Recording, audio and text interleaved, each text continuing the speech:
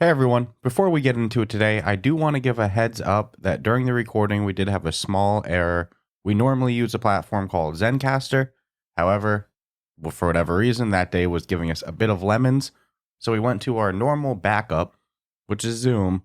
Definitely not what we usually like to record on, but it's a solid backup. For whatever reason, despite doing all of our settings correctly, the video output of this one was extremely low resolution. I'm talking TV from the 1980s aspect ratio.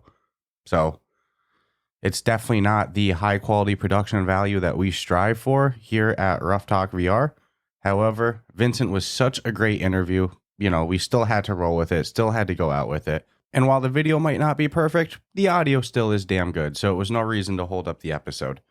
So thank you all for tuning in. If this is your first time watching, please know this is not the video quality we strive for during our interviews. You can check all of our other interviews.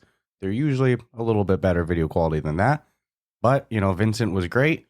The passion, the energy was there.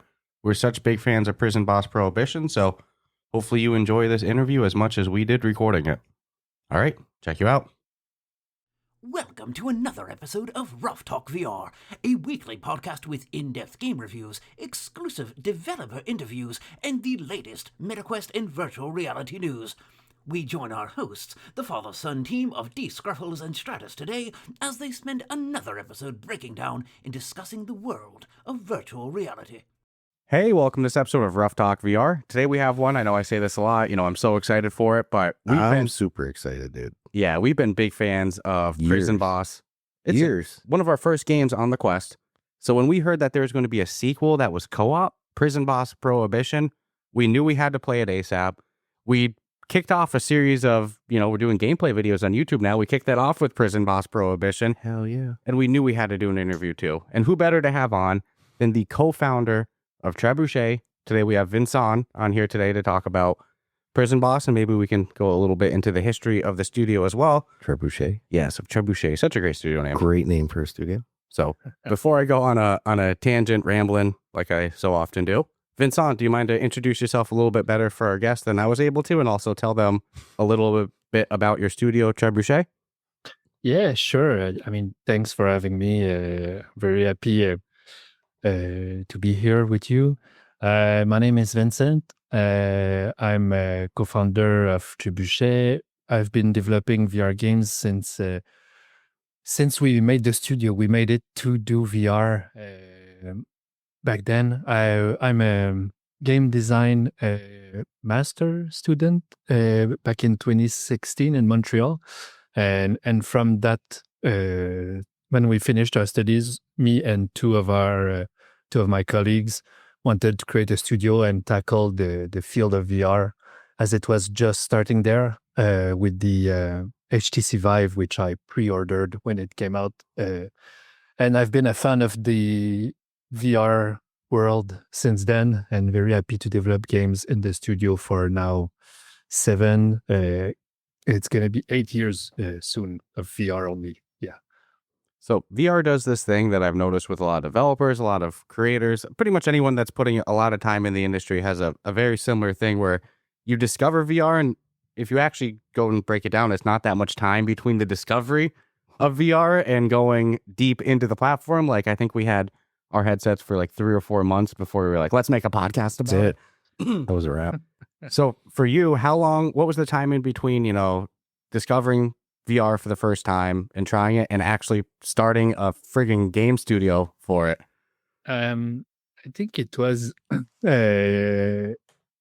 about a year. It took, but I was like, at first when I was a younger adult, I guess I studied cinema and I worked in the TV industry as like a video editor and online editor, which is like doing After Effects, motion effects, and all that sort of stuff. And I thought like, hey, I don't have as much fun as I would if I was making games. And it was at the same time that I did the pre-order for the HTC Vive. And then when I was doing my studies, it's kind of like a 1-year intensive thing. I kept looking at like what came out in the VR world. With the HTC Vive, I was looking at Steam releases, and back then in 2016, it was a lot of prototypes mostly, and like Job Simulator was there. Like there was a few games, and oddly enough, those few games that were kind of like the more major titles back then are still among the top sellers like 8 years later, like on the Quest or but I thought like, man, I didn't really want to make VR games. It's just I felt like a thirst for like content that felt more like aligned with what I would be playing. And I'm like a huge like a strategy game player, or like city builders, like long drawn out sessions on the PC gaming that like I felt like I want to do in VR differently. And that's when I thought like of the idea to make Prison Boss as like a concept, as like trying to be in a prison cell was like the trying to work with the constraints of like the VR, but also wanting to not have locomotion and be like in room scale because of the HTC Vive compared to the Rift back then. I'd like the big setting promise was that you could have like a 10 feet by 10 feet room scale gameplay. So we made the game wanting to make kind of like a more of like a city builder tycoon game in the limited space of the prison cell, but it's more of like a funny game, and like trying to appeal to like the math brain of like players trying to optimize and game out the mechanics to try and like be the best player there is, and like having the huge score and like making tons of money. So yeah, that was kind of like the translation of like what drawn me to like video games. Prison Boss was kind of like something I just wanted to have exist for me as a player, and we decided to just make it in 2017. And the first game we made in 9 months, basically, and more like 9 crunching months, but like it was like an easier. Now I have like 2 daughters, like a family.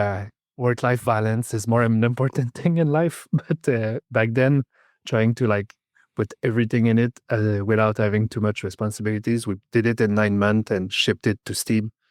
And yeah, it was, that was it. And it wasn't even a success. Like it was, it didn't make enough money at all to be like something that kept the studio afloat, but we just trying to hustle our way into like the VR market, which was very like nascent, I think we say, like very new back then. But yeah. I guess that's a bit on how we decided to start a studio and make Prison Boss and then hop onto different VR projects. And we came back to Prison Boss for Prohibition in 2022. Like, I mean, I'd love to also hear you talk more after about what was your first encounter with Prison Boss, like the first one. But like the after that, the odd thing is that I think during the first few months, the first game like gave us like $10,000 or something, like, which is not enough to run a company. And like as platforms came, like, and then in 2018 we said, let's do a PlayStation VR port, and then we did like ports to many different like Chinese headsets that contacted us and said like, okay, we did like a Hyperreal port, and like what was the other one? We made a couple of those, like Nolo VR. Like back then, we just said yes to everything. And when it came out on PlayStation in 2018, it made our sales. PlayStation back then was like the larger market, kind of. And then we started to make maybe a bit more money, like let's say $20,000 a month. Like, and everything we saw was like, the intake of new players was recurring, but we never made it to top sellers, or like, oddly enough, like Prison Boss as like, it's very absent from like the conversations around VR. Like nobody talks about it. It never goes really into the top selling material, but it's always just below that threshold and remains there. And it did so for years. Like when we did the Quest part, Quest being a larger market, we started now seeing a better income and seeing how Prison Boss still was kind of alive as a project. And we never did marketing, like, because it's in our mind, it's an old game. Like it's the game we did when we finished college, kind of. And we did like, after that, we were doing like Winds and Leaves, and we did Broken Edge, and we did other. So we focused our energy on newer titles. And after some months, every new titles we did went below the Prison Boss kind of floating income. And like Prison Boss always sold like several hundreds of copies or like a few thousands every month. And there's this game that's never dying, and we didn't support it really in terms of like trying to push for new content for years. And when we decided in 2022, we said like, that thing is unkillable and like it's a fun game, like people love it. And we decided to not update the game, but to say like, we've been doing VR since that game that we did in 9 months. We've been doing VR for like 5 years at the time. We thought if we make a sequel, it's gonna show like, you're gonna see that gap of like better art, better interactions, better everything. That is kind of gonna be a way to say like, oh, look how the concept can evolve with kind of like the skill of the studio being more like mature in a way. So it took us 3 years to make the sequel compared to the 9 months of the first one. But yeah, we're happy with how it ended up, and we're very proud of like what we achieved with the experience. And still we find lots of stuff we want to improve. And the thing that is also important, or I guess in the strategy, is like when we decided to make the sequel, we decided to make it and not abandon it like the first one. Like it's kind of the opposite. So we have like a calendar of things we want to do. Like we're trying to listen to feedback from players and like engage with the community, because we see that there's a lot of people that enjoyed the first one, but like they didn't have a channel to like share their ideas with us, or like just people played the game and never talked about it. Like kind of like something you do in your basement, and like that's my secret Prison Boss world I'm in, and I'm not gonna share it with anyone. But now we want this kind of conversation to grow with the players, and try to maybe adapt our plans with what people want, and also like suggest new ideas of like, because we also have ideas of the game, how it is now. It's we're very happy about it, but we had to do significant also trade-offs on like things that didn't make the cut, or like there's still some bugs that I wish were not there in the game that we still want to improve. But yeah, we have kind of a vision for it, and we want to share it with the players, and having them also share their vision for the game, so that we can have these two meet together. Okay. I'm going to go back a little. I got two things I want to know for sure. So you made the game in 9 months, talking about the original Prison Boss, which is absolutely incredible. I'm guessing the reason you chose the prison was for the constraints of trying to do the 10 by 10. So that's self-answered. But how many people worked on that first game that was able to come out in 9 months? I think we were the three co-founders. It's me, Alexandre, and Guillaume. We were kind of game designers by studies, but we also were the improv programmers for that. So we programmed it ourselves. And we had consultants for the art style, the art assets. We had like 2 artists, 2 people that were doing sound design and music. I think in total it was a team of 10 with all the outsourcing partners. 10 to 12 people, I'd say. Pretty impressive. Yeah. I mean, we can talk about Prison Boss for a little bit if you want, because I know for a fact that we had a blast the first time we fired it up. And yes, I'll jump. Super excited that we're able to play co-op now. That was our only wish list for, and obviously, you don't have a cellmate in Prison Boss, but it was like, oh man, this game would just be so much better if we could play it together. So the fact that you came out with a sequel that allows us to do that, holy moly, brand new game to me as far as like the gameplay, even though you can carry over known mechanics of like having an idea from running your little contraband cell. But I think it's an amazing concept. And it's sad. It saddens me that people weren't talking about it, because it was really... Yeah, it's good rated on the store still. It's got, I was just looking at the original store page, 981 reviews, 4.3. Yeah. Of course, Prison Boss Prohibition is top rated already. I was looking, it's got a perfect 5.0 rating. Amazing. That's crazy. 137 reviews. So Prison Boss, I was looking on the store page too, and I for some reason I thought it was already out before then, because I know the original release was 2017. On the Quest, it came out in 2020 of December. We might have started playing it at Quest launch. That lines up just about then. Time-wise, it pretty much does. Yeah. I mean, wow, that's... But again, I mean, I just reading the description before we had gotten it. Yeah, we loved it. Dude, this is freaking amazing. Mm-hmm. Like you said, the only thing was ever missing was co-op. So when we heard that was coming, but we played in party chat. So we just pretended we were playing co-op. Each saying what we were doing. As if you were in two separate parts of the Yeah, like he was my next cell over. Like, I'm making cigarettes or, We do that with horror games and stuff too. If it's a single player game, we'll both play it at the same time, but party chat as well. And I was a big fan of Broken Edge. Broken Edge was an awesome sword fighting game in VR. For anyone that hasn't checked it out, still holds up strong, in my opinion.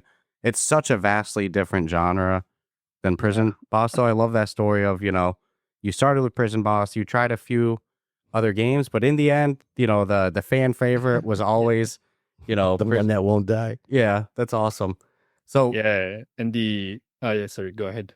No, I was gonna say this game brings everything that you want in VR. It's got co-op, it's got single player story, it's got mixed reality, it's got room scale, it's got analog it's got some movement. Awesome friggin' avatars is what it's got. It's got co-located mixed reality. Yeah, it's got customizable avatars. So like you can see where that 3 years went. Well, in the first one, like we role play, right? Mm-hmm. So when we're playing, even in party chat, with the first one we role played, but in this one, dude, I look over and I see you running your counter and we're working as a team. It's like you can get into character real easy in this game if you just want the which we like to do. We like to have as much fun as we can get out of it. And I apologize if this was said and I missed it, only because you asked about for the original one and for the sequel, how many people worked on this one? I did not ask. Oh, the sequel, I think it's more like with all the partners, it's more like closer to 30 people, something like that. In the studio now, we're like 45 people, but we have grown enough that we are able to sustain, like we say, 2.5 development teams. So we have like another game being developed, which we teased at the recent Creature feature. And we only said the name, which is Compass. And like, I can't really talk too much about it, but we kind of announced we have another one in the works. And we have also support for Broken Edge. And Prison Boss Prohibition was kind of like the game we've been developing also for 3 years now. But now it's going to go in like post-launch phase. So we're going to reduce a bit the size of the team, but also like try to make the game live like so that if you look at the game, we thought as one odd thing that happened is like we developed it for like 2 years before we started doing open alpha weekends. I think we started this close to a year now ago in September or October 2024. And having the open alpha weekends, it just completely changed our priorities. Just seeing what kind of feedback people gave us, which was like totally not mentioning the things that felt important to us, but like it was just totally different. And we thought the game is going to come out as like what we thought Prison Boss Prohibition should be. But if like 2 years after launch, we then let it evolve, it's going to be a completely different game. Like we expect like it to be kind of alive, and the open alpha access with how players interacted with it really showed us that like we don't care if like we had like a lot of things of like trying to make sure that if you are like, I guess, in mixed reality with this subset of conditions, like this bug will not happen, or like this blocker of progression will not be something that is in the path of the players. But in the end, players are just like, I mean, we don't want bugs, but like having like things feel like, how can I say this? It's like, it was just focused on the wrong areas, I guess, that we were really looking into. And like players just interact with different parts of the game and like we feel like even though like Prison Boss as a concept, it's like a room scale game, and having mixed reality brought in for us was like something that really made the the concept of the first one evolve, because it was like trying to live with the 10-foot by 10-foot margin in your living room. But now, truly, like if you play in mixed reality, the best place to play in your house is not in your VR room. It's like go in your kitchen and like map out your counters, and then you have like surface to work. And like if your wife wants to cook, you say like, wait, because now I'm making booze here. And like, but like this is how like the mixed reality kind of evolved. But people seem to play a lot in seated and standing with locomotion, and that's totally fine. Like if that's how players enjoy their session, we want to make sure that this is well supported and that limitations don't feel present. Like one thing that we are looking into is maybe removing kind of like the wall between the two shops. Like, but that's something that came because like we have multiple game modes, and one of the things that is important in the design and like the core concept is like trying to support everything like together. Like so if you can have somebody playing in mixed reality on Quest with somebody playing in seated standing on Steam, and they have crossplay, and like I don't know if you tried having a friend in mixed reality over the network, but we put like crates, like 3D crates, so that you see kind of like their real furniture, because we actually have to have them be colliders that are synced, so that if you throw something and it falls on his like kitchen counter, you don't see it floating in the air. So like we have to support a lot of different kind of player postures. And we thought we cannot make the two players go in each other's room, because if you're in mixed reality, you cannot walk into your like it's not really not feasible but realist to imagine having enough room in your house to support a 2-player zone of mixed reality play, or like even room scale. So the limitation of going in and out for the seated player is like to try and like keep all the capabilities equal. But now we're thinking, well, screw it. Like if people want to go in the other shop, and like the room scale guy is going to be stuck in his part of the shop, but that's just how it is. The seated and locomotion person is going to be able to go up and about. It creates some sort of like imbalance in how things are supported, but if it's the most fun thing, that if it's the way to have fun, like let's just do it. And there are some technical limitations as well on there, because like one of the things that is because of these two shops, like I don't know if you're aware a bit on how physics game on the network work, but like you have to manage state authority of different physical objects, and having this design kind of constraint allowed us to have very snappy physics for both players, because when the items go in your shop, you kind of get state authority on all the items in your shop, and the other player gets state authority on all the items in his part of the shop. And you can transfer state authority when giving objects to the other player. And maybe you did notice like that's the moment where you would see a bit of out of sync, but it then like merges together. Is like if you throw something to the other player, on his point of view, he can actually like grab it, and he would see it as like, oh, I was able to catch it. But then the other player, because of like the delay over network, it would maybe fall to the floor and then go back to his hand. But that's kind of like, you cannot go around this. Like the way to go around this is to have a physics of the objects that is less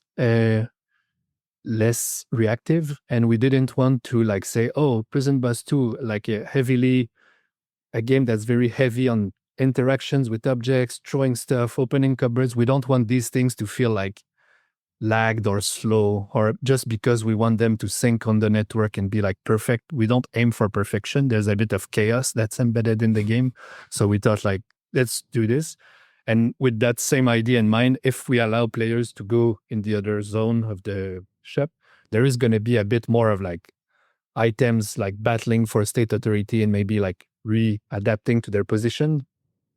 But we think if players want it, it's not going to be that bad, or at least we're going to experiment with it. And we thought the way we would maybe start to do these things is to open like an open experimental branch that players can just decide to voluntarily open. And if they want to try the new stuff that might not make it to the game, like that kind of changes that is core, before saying to the players like, oh, we tried it, it doesn't work, we might just let them see for themselves if it works or it doesn't, and then decide on like the feedback. Is it really heavily bugged, or is it livable and people love it? Then yeah, we're gonna try to support it. I love that it seems that you all are going into this with the like openness mindset. You could put like on paper saying, look, we're going to give the game and we are going to let the community, as much as we might want to do stuff that we're dying to do, if the community's saying this is the number one thing we want, and you're open to it. It's not like you're closing the book on that. So to me, it's becoming more of a community driven. There's a story with UMass Amherst College in our area where I think it was UMass where they didn't pre-map the trails. They left it all unpaved, and then they just let the students walk around the campus, and then the most walked areas they paved. It's kind of like you're doing that same thing with the game. You gave them the field, you gave them the foundation. I just love the openness. Yeah, all the way from alpha, and you're like, wherever the players go with how they play, maybe that's not what we would originally do, but let's embrace it.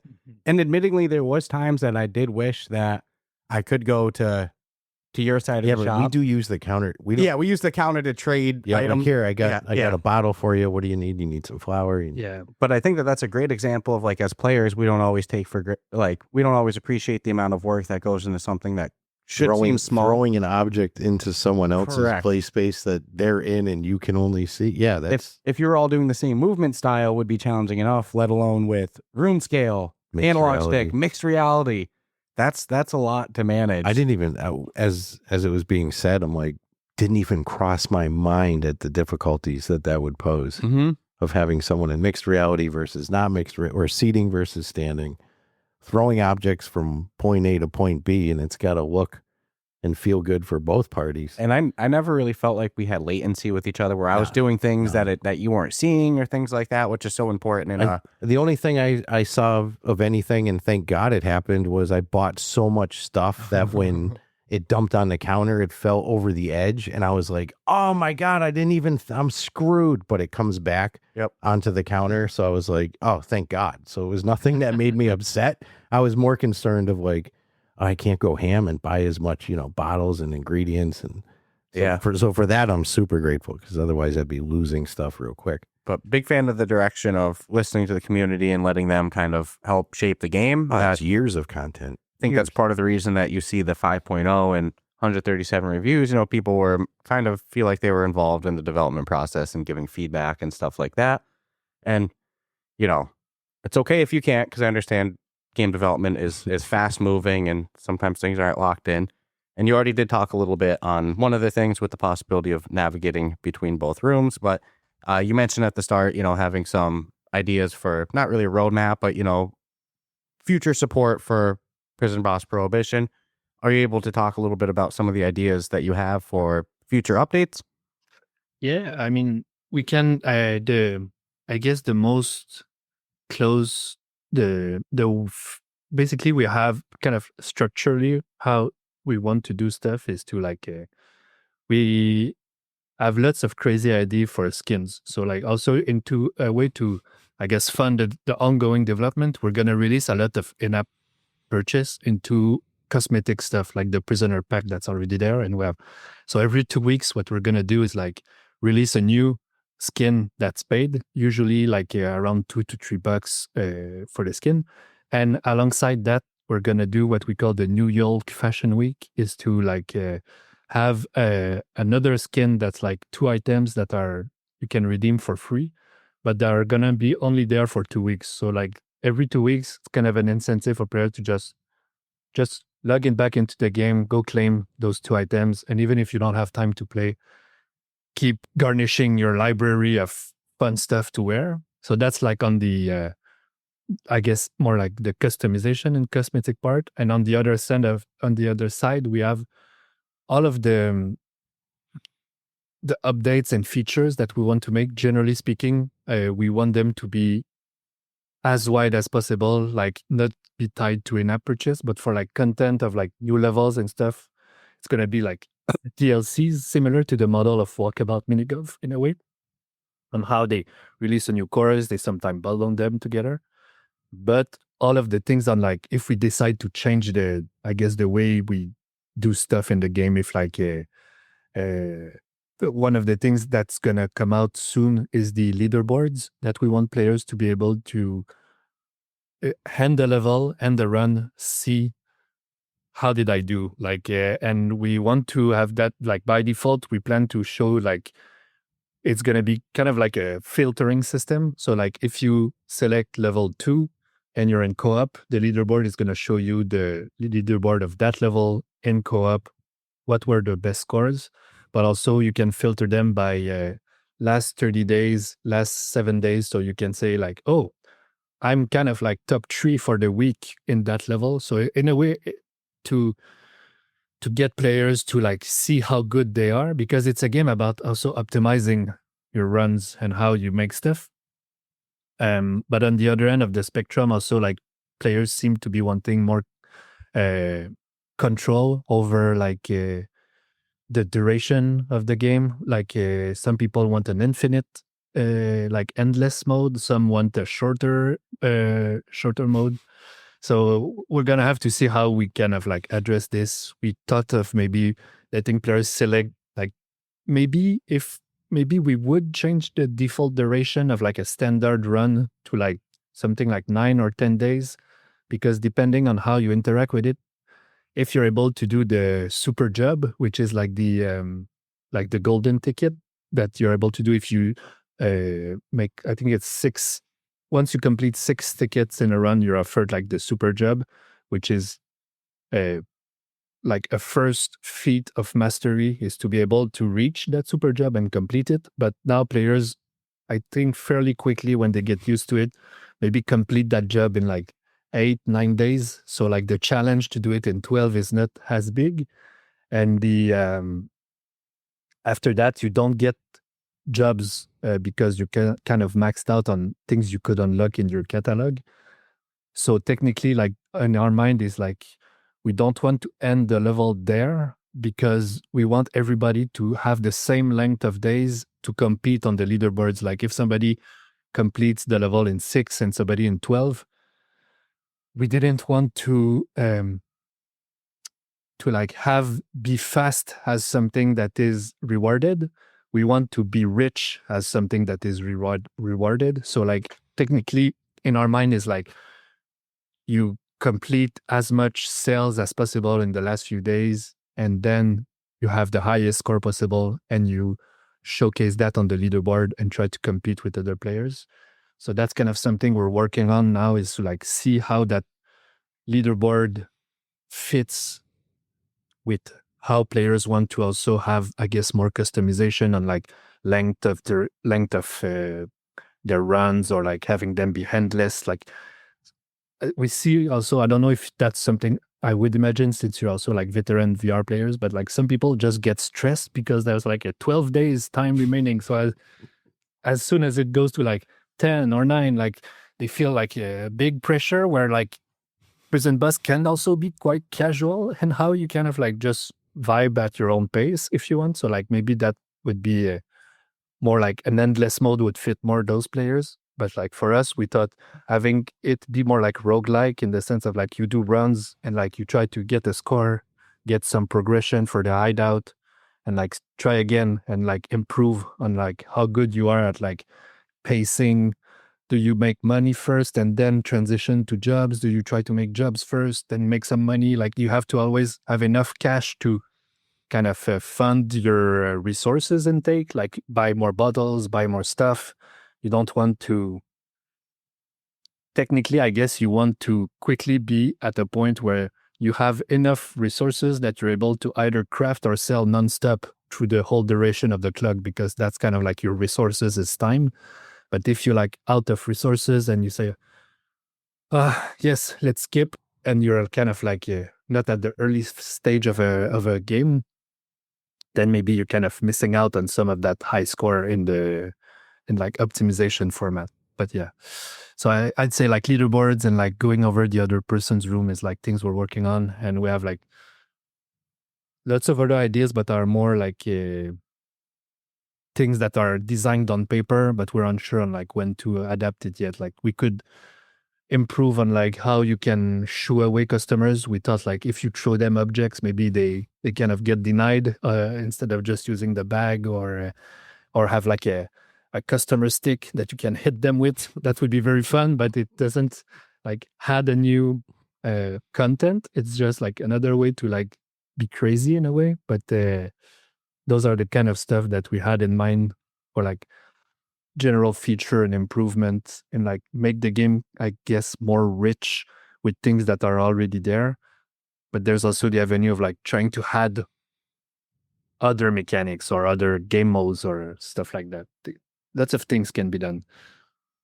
Love hearing the amount of. I do enjoy picking up the bag though, and I'll be like, not today, man. Throw it away. You know, like it's beer or nothing, And nothing for you. How much were we laughing looking at the cosmetics the first time we played? Dude, I want them all. That's the problem. I love that direction of the prisoner pack that you reference is $1.99 on the Price MetaQuest points store. are great. The game itself is priced perfectly. You're talking these, avatar packs for a couple of bucks is perfect. I won't say what game, but there used to be a game where we would buy every skin for, and then over time it became, They were like $10 skins, dude. and it was like, well, now we don't even play the game anymore. Whereas like you referenced Walkabout Mini Golf, that price model, they do $3.99 a course. You get, the 18 holes, the fox hunt, finding the balls. There's so much value in that. I'll buy it. I'll buy 10 Walkabout Mini Golf courses a year. And people know that you're supporting the team by buying, Correct. a couple of bucks here and there is not. So you Less see than a cup of coffee, dude. couple dollar cosmetic pack, and you're giving ones for free. Hey, look, I like dressing up my chicken. They're freaking hilarious Rooster. looking. Yeah, my rooster. I'm sorry. I won't use any other jokes that I've used a bunch already. So yeah, the couple dollars for a cosmetic pack, plus you get a couple free. It's like, as a consumer, I go, that's so fairly priced. I know it supports the studio. I get this spiffy looking stuff, and like the idea of having it like limited on time for the free ones, like, yeah, just hop in there. Grab your free cosmetic. You just got to open up the I do that with some app games that I yield Yeah, out daily rewards. I don't play them that much, but I feel compelled, like I have to go in it and click the claim, and then I bill. And then with this one being in New York City, I instantly think like, oh man, sell DLC packs for, $5, $10. Yeah, Miami, the Miami DLC pack for $10, whatever. Miami Vice close. Oh my goodness, dude, there's so much potential. So I feel like you've created this I think it's off to a great start, dude. 5.0 with The over 100 foundation's strong. reviews. Yeah. That's And let's be insane. honest, getting reviews on the store page nowadays is not as easy as it was. This thing has every tag possible on it. Top seller, top rated, new and hot, mixed reality. So I was giggling when and we didn't make a game that was top rated. I'm like, well, you did now. Yeah, that's And I think it's gonna hold on all platforms. A pretty positive. I mean, it's just a fun experience. Single, or I will say both of them do stress me out, but I call it fun anxiety. Yeah, you laugh. Where, You like- make me laugh playing. Yeah, like you're looking for the cop or you're looking for the prison guard. It's like there's that stress involved of like the never knowing of. But I do want you to put my mind at ease over something, and it wouldn't be a spoiler because I've just been curious. So when you pull in the newest one, in Prohibition, when you pull the string and you're going to start the day, and the cop could come, whatever, is it possible that right off the bat they're going to show up, or are you always having a little leeway of time? Generally we have a parameter that's something we can address is I think it's 20-30 seconds before one spawns. We have kind of like, how do you say it?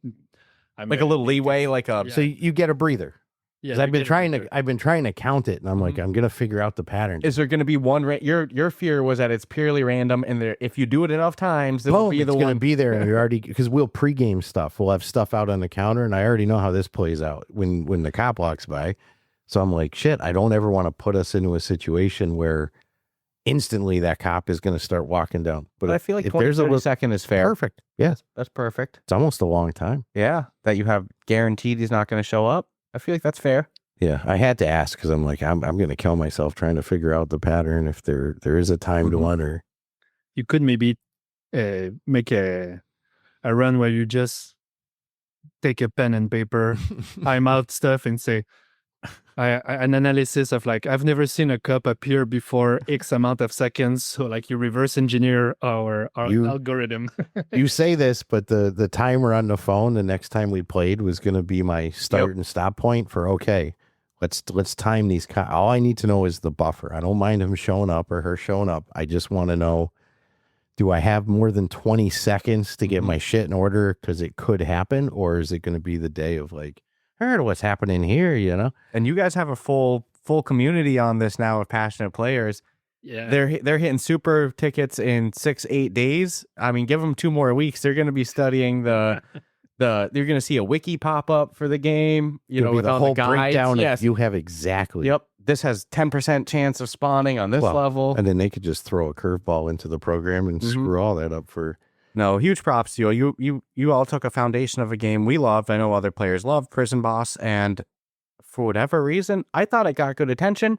I thought it killed it. But I think Prison Boss Prohibition is going to give the attention to the series. It's that co-op factor, dude. Yeah, it's going to give it the eyes on it that it deserved. We would have played Prison Boss more if it was a co-op. We said it back experience. then. Yeah. So, I mean, But individually, I got nothing bad to say about it because mechanically it ran good. It gave me that fun anxiety I needed. And you were cranking out like Elon Musk shit with the amount of stuff I remembered like, and I was nickel and diming it, but you were running a full blown store out of yourself. It was pretty intense. dude, I was going to say there's a couple of things that I thought, since you're like veteran players, that it's subtleties of the game that are maybe not as seen. Is like one of the things that's underused for now in the game is like our liquid system, because you're mainly just taking the bottle and like putting it on the tap. So like you see the water flowing vertically, and like then you use the still, it flows vertically. You put the cork, and that's kind of over. But I don't know, there's recipes where you have to like pour stuff, and like all of the liquids have like cool physics. And then we have like a system that compares, like it's not really made to be mixed between liquids, but like technically, if you are like, let's take the example of like the beer at the fermentation stage, that's kind of like fermenting beer, like the liquid type. And developers, when playing, found that if you open the cork, put half of it in another bottle and complete it with water, you can make 2 beers, like with one. And that feels like you kind of like in chemistry lab trying to like cut your beer with water.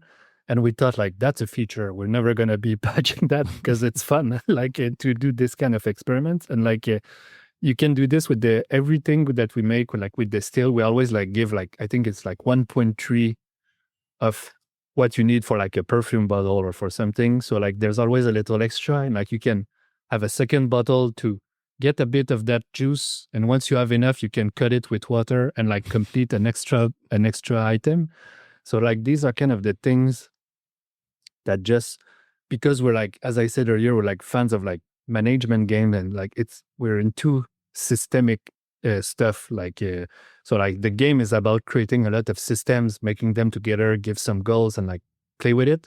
So like the system behind like the liquid is like very fun, and like something we could have like we thought of like maybe had some sort of VFX where you have just enough that if you fill it with water, you have enough to cut it, like to have a smaller kind of like, hey, that's where you can go crook.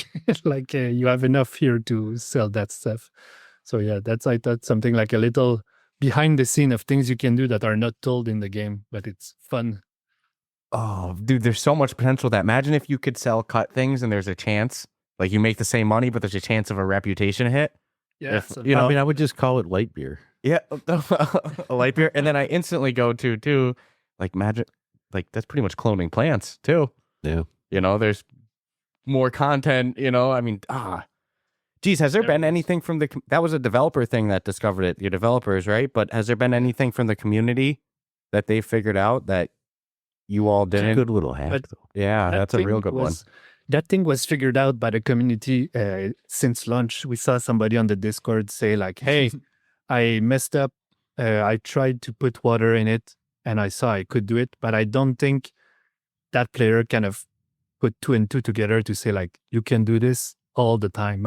Like, so, but yeah, that's something that we saw, but not much of these kind of little hacks that people do yet. There was also like, we've seen some good comments on the music, and I feel like it's something that kind of not undervalued, but like the audio was also like something we worked a lot on. And there's like a system of like how good you do in your run. So like if you like try out and go in a level and do nothing, you're gonna see that the music remains like very low key all the time. And actually like you get in the groove, but people feel like it's because that's just the progression of the music. But that progression is tied to how much reputation you're making, how much stuff you're setting. So you can usually notice it if you like have a big order and you complete it, then you're going to see an immediate shift in the music that's a larger gap. And that's something that also can go down. If you stop doing anything, the music is going to kind of ramp down. So like all the tracks are adaptive to how you're making stuff, like either the night tracks or the day tracks. It's only the dusk phase where it's planning that's kind of like just a normal music piece that loops together. But like that's something that generally feels like we've seen some comment, like there was a comment in the reviews on the store that said like, I'm just making my sodas and sometimes I just start vibing and sing and I step it and I'm dancing around. And I thought like, yeah, I do that too. When I have that big job coming in and you see like the guitar solo trying to jump in, and I'm like, yeah, just super happy about how things are going.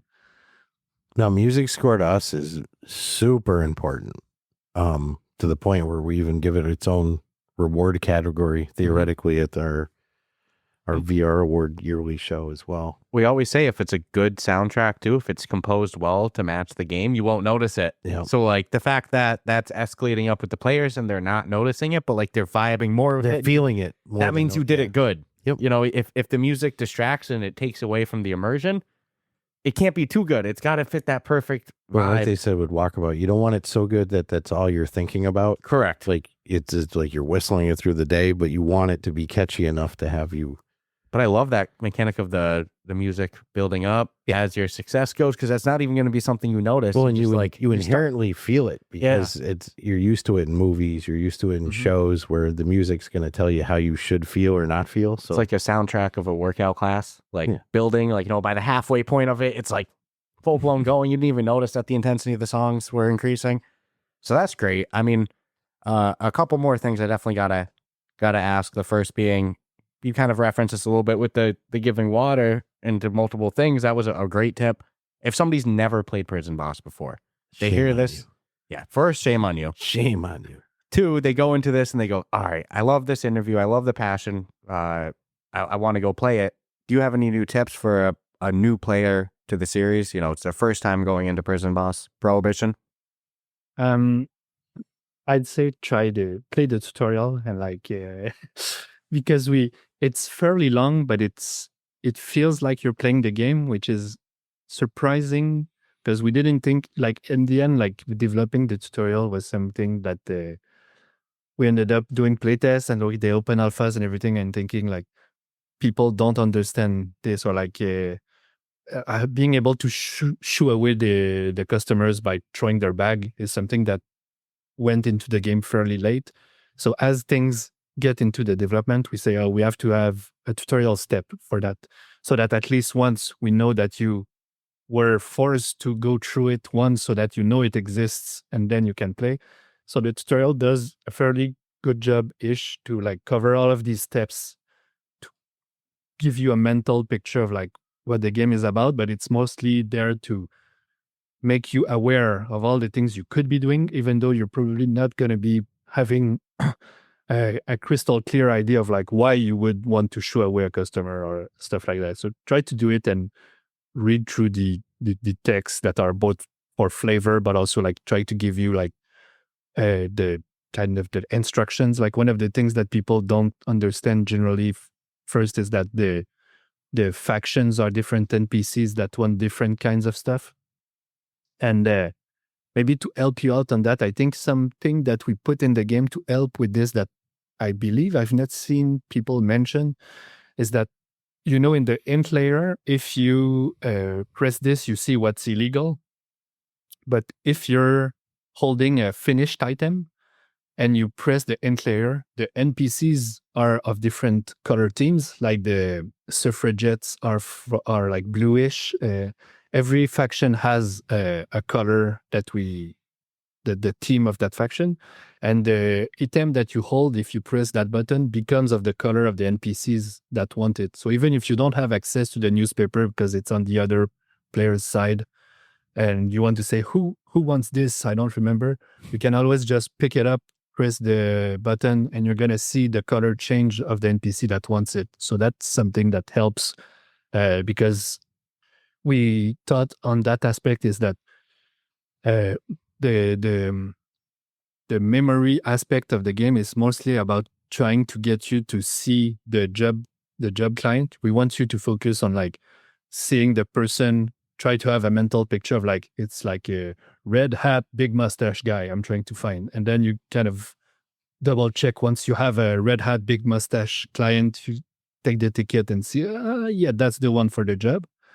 But we don't want it to be part of the challenge for you to think like, who wants this? I don't recall. And like, it should be fast. So that's why we added this thing as like pressing the int layer whenever you're confused on like, I don't quite remember. And the thing is like, I mentioned the game being systemic. That's less for like the new players. Is like, I don't know if you've noticed, but like once you completed a level, you can actually like invite a supplier into another level. So like the levels are made to have two sets of suppliers at the same time.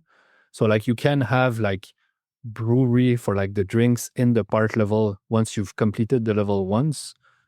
And that makes it in a way that every faction can be encountering every types of crafts. So even if like in the default level, like the suffragette never get to see cigarettes in their life, like they might have like you can have the writing and the cigarette supplier be in that level. So we have to kind of decide, is it for them? So when you do start to bring the second supplier, the newspaper kind of changes a bit because like we have kind of like in the back end, there is kind of like a desire list where we have every item of the game for every faction. And we say like, how much does this person really want this? And internally, the factions make kind of like a draft where each turn by turn, they can pick an item of the available ones in the level. That's all done like automatically. But like basically, that means that there's a lot of mix and match happening. So in those levels, when you can craft like 15 different items, it's normal that even in advanced players can not remember who wants the popcorn in that scenario because popcorn is generally not in that level, for example. So I'd say that's something to keep an eye out in terms of like use that hint layer button to help you sell stuff, not just look for illegal content. That's a genius hack. Mhm. I have not used that. No, that was I go gold strictly mines on right there. strictly on newspaper and the tick.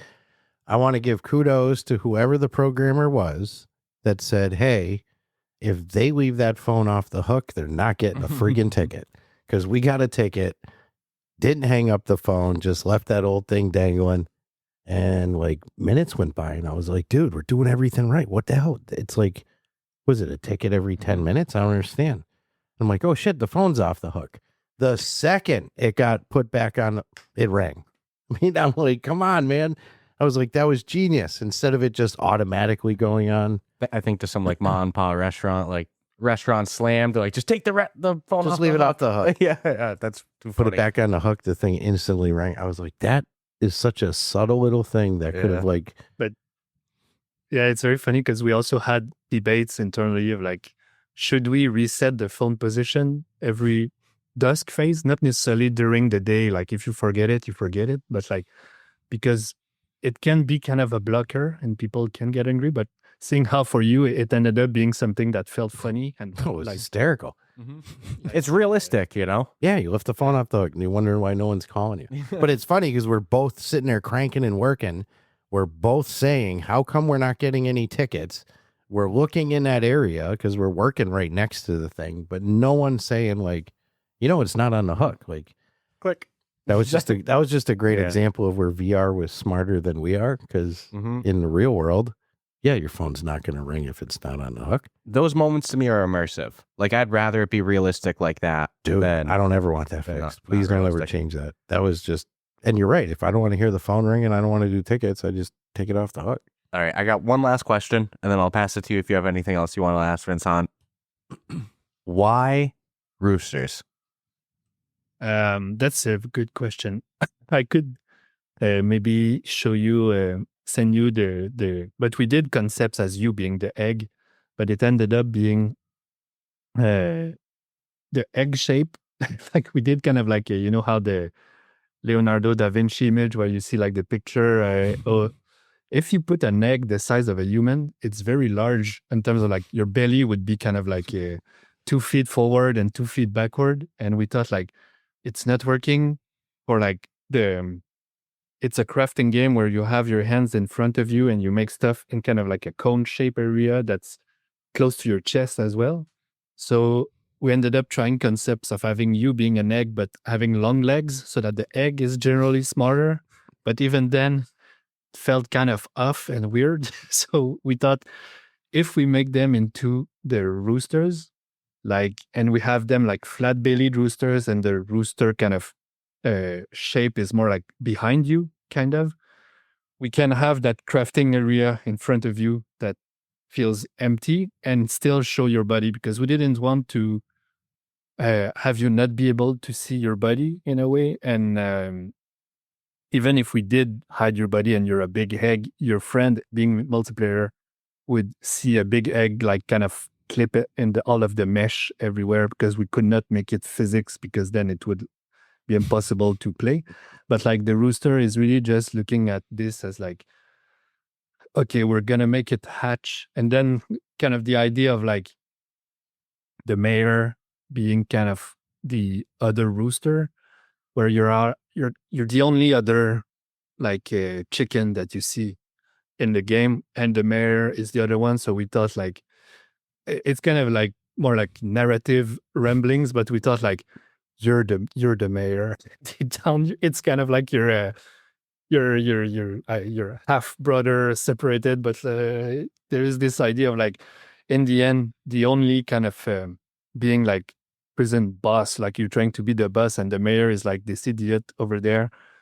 We kind of thought in the end, if we do like a prison boss tree, you're going to have to be the mayor or something, or like conclude the story in a way, be like from prison to like getting out, being like contraband, getting popular in the street, kind of like this whole arc of like a criminal movie kind of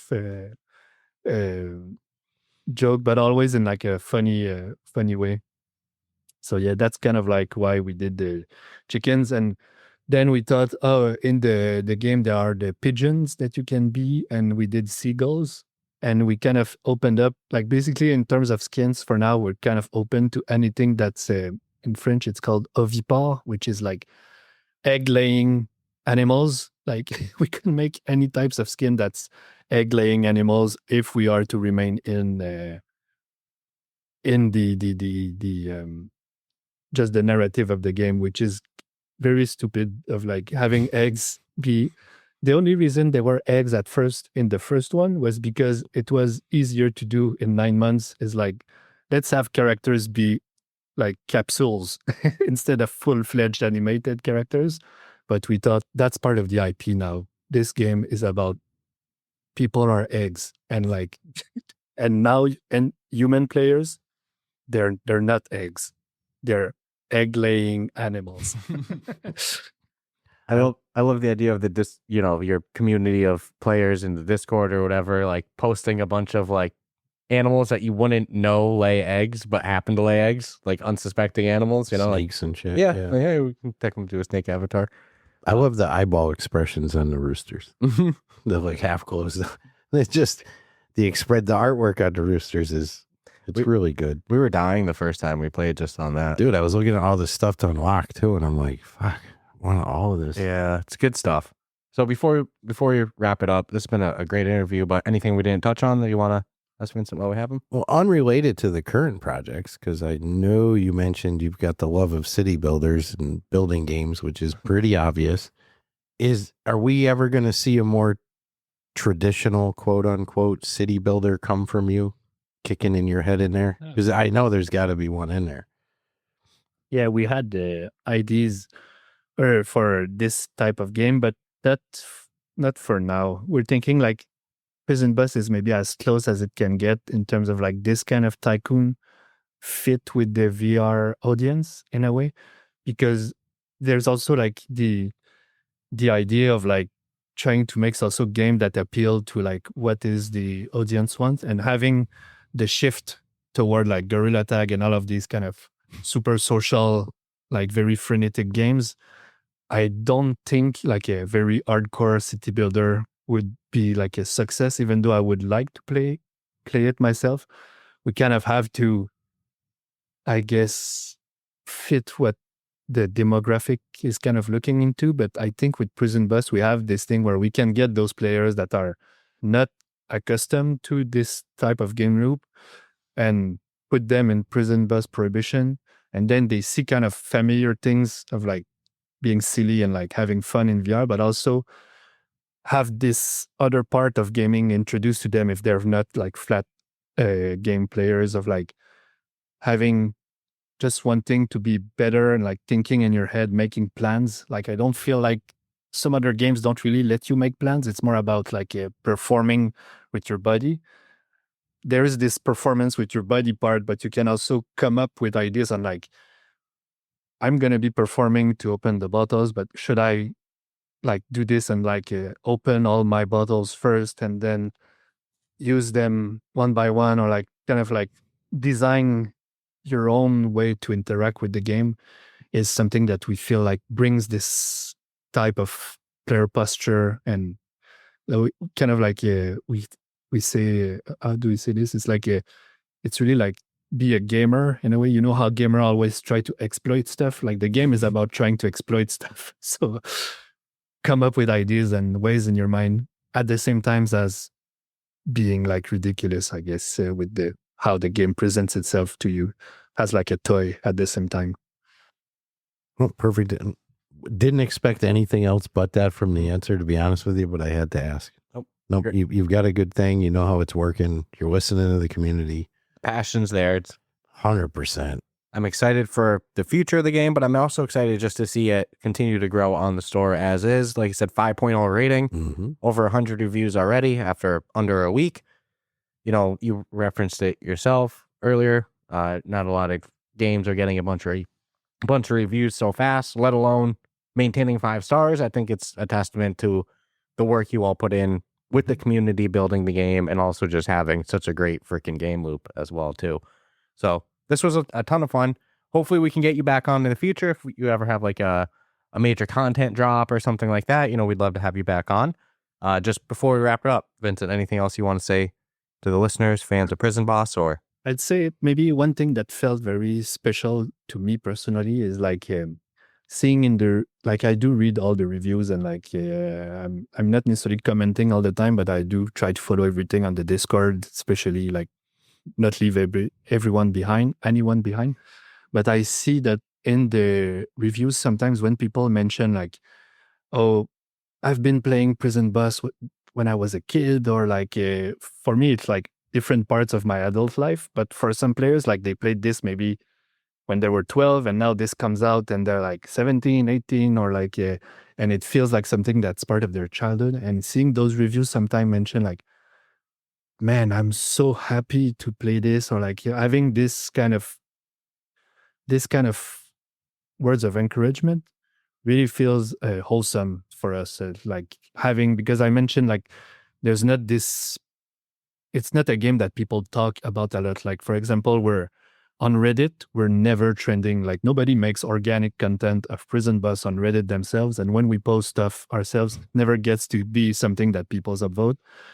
I don't know why. Maybe it's just the way it is, but I'm personally like following a lot of my VR news on like all of the gaming VR subreddits.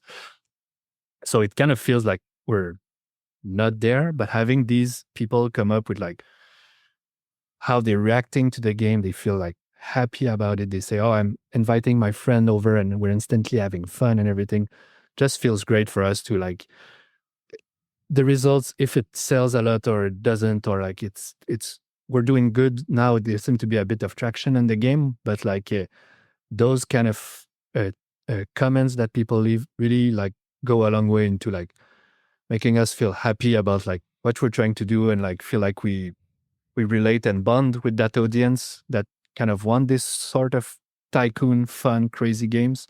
So like keep them coming. If you have like things that talk about your own experience playing Prison Boss, or if you have crazy ideas that you come up with, like do join the Discord and like leave it in the feedback. Like we are looking into stuff and it just feels good having put all of these years in the game and like see that some people around the world, like we're in Montreal, Canada, and like we see people be really into it in Poland, like for example, and like it's just crazy when I come up home or like talk to my friends and say like, yeah, I mean, we kind of did something that people feel just great about it all over the world. It's not every time that you can kind of feel that part of community and like just having this happen, generally speaking, is the reason why we make these games, and just makes us want to be able to ship everything in the game right now. We want it to be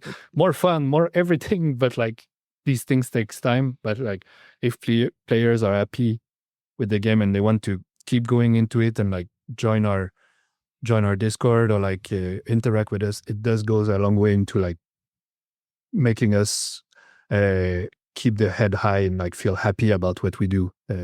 Yeah, so thanks a lot for that. You two were a part of this also, like in sharing your experience with Prison Boss, and it does just help us feel, I guess, good about this choice of being a VR developers and making those games.